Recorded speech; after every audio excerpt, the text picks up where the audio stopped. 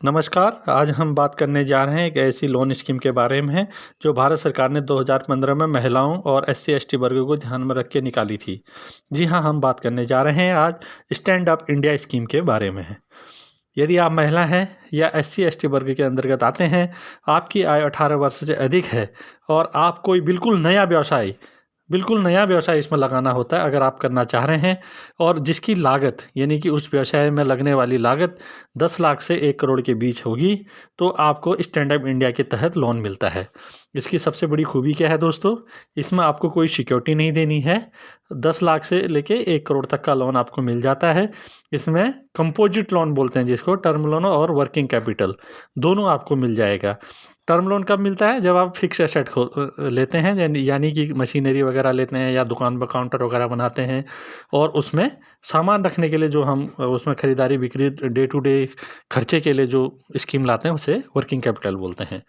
अब बात करते हैं दोस्तों स्टैंड अप इंडिया स्कीम के तहत क्या-क्या महत्वपूर्ण चीज़ें हैं जिसके तहत आपको लोन मिल सकता है। पहला तो आपको ये ध्यान में रखना है कि कुल उद्यम की लागत 10 लाख से ऊपर ही होनी चाहिए, 10 लाख से नीचे नहीं होनी चाहिए और 1 करोड़ से ऊपर भी नहीं जानी चाहिए। और यह उद्यम बिल्कुल नया होना चाहिए, यानी कि आपका पहले से आप व्यवसाय कर रहे हैं तो उसके लिए आपको ये लोन नहीं मिलेगा। आपका नया आइडिया होना चाहिए, नया उद्यम होना चाहिए पूरी तरह से। ये आपको हर चीज़ के लिए मिल जाएगा, यानी कि विनिर्माण के लिए मिल जाएगा। आप ट्रेडिंग करते हैं यानी कि खरीद बिक्री करते हैं उसके लिए मिल जाएगा, या कृषि से संबंधित आप कोई अगर ट्रेडिंग का काम कर रहे हैं तो भी आपको ये लोन मिल जाएगा। हाँ, इसमें ये बात ध्यान रखनी है कि अगर आप अपने नाम पर न लेके आप कोई कंपनी बना रहे हैं, पार्टनरशिप फर्म बना रहे हैं, तो उसमें महिला या एससी/एसटी वर्ग की जो पर्सन आप जोड़ेंगे उसकी भागीदारी, जो भी मेंबर उसमें होगा दूसरा, उसकी भागीदारी 51% से अधिक होनी चाहिए, तभी इस स्कीम के अंतर्गत उसको लोन मिलेगा। अब बात ये करते हैं कि इसमें आपको कितना परसेंट आपको भी कुछ कंट्रीब्यूट करना है। आपको भी 15% यानी कि मान लीजिए 100 रुपये का अगर लागत है, किसी काम को करने में 100 रुपया लग रहा है तो 15 रुपया आपको देना है, 50 रुपया बैंक इसमें आपको लोन दे देगा। अब बात करते हैं दोस्तों, अगर बैंक इसके एवज में कोई सिक्योरिटी नहीं ले रहा है, यानी कि सिक्योरिटी का मतलब है कि कोई आपकी चीज़ मॉर्गेज नहीं कर रहा है, तो वो क्या करेगा?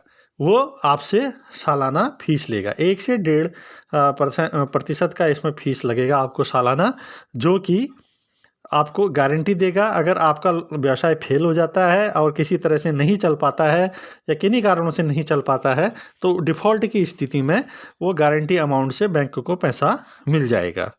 और जो इसके अंतर्गत आपको लोन मिलेगा वो 7 साल के अंदर आपको चुकाना होता है और 18 महीने का इसमें आपको मोरेटोरियम पीरियड मिलेगा, यानी कि आपकी जो किस्तें हैं वो 18 महीने बाद भी शुरू हो सकती हैं। जैसे आज आपने फैक्ट्री लगाई तो हो सकता है कि 18 महीने बाद वो चले, तो 18 महीने के अंदर मतलब आपको मोरेटोरियम मिलेगा, यानी कि आपको 8 साल 6 महीने का इसमें टाइम मिल गया है।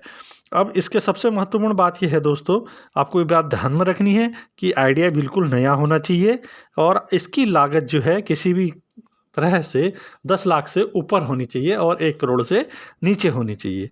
और आप महिला एससी/एसटी वर्ग के या एससी/एसटी वर्ग के अंतर्गत आना चाहिए आपको। अगर आप इसमें से किसी भी आप ये महिला हैं या एससी/एसटी वर्ग के अंतर्गत आते हैं, तो अगर आप व्यवसाय करना चाह रहे हैं तो आप अपने बैंक में जहां आपका खाता है 6 महीने से 1 साल से, उधर ही आप अप्रोच कीजिए। वो लोन लेने का सबसे अच्छा तरीका होता है। आपका एक्सपीरियंस अच्छा होना चाहिए, आपने पहले कोई लोन डिफ़ॉल्ट नहीं किया होना चाहिए। ये महत्वपूर्ण चीज़ें हैं और लोन उसी को मिलता है जिसकी उम्र 18 से ऊपर की होती है, ये भी आपको ध्यान रखना है। इसी के साथ मैं ये वीडियो समाप्त करने जा रहा हूँ। अगर इससे रिलेटेड कोई भी आपको क्वेरी है तो आप कमेंट बॉक्स में लिखिए, उसका आंसर हम बाद में आपको देते रहेंगे। धन्यवाद।